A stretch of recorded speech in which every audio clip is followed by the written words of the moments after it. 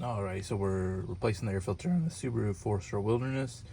Step one, it's a little latch over here, and you're just gonna pop that off, push that out, that comes right off, and then for this, you're just gonna push on both sides at the same time, and then this will drop down.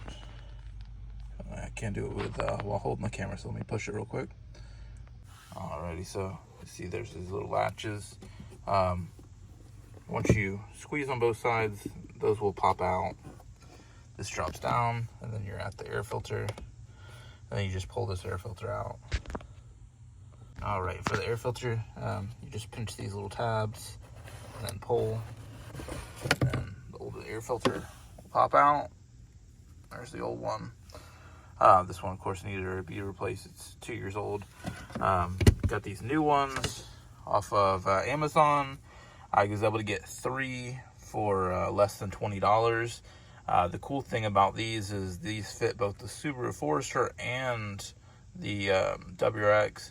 The install for the WRX is going to be exactly the same.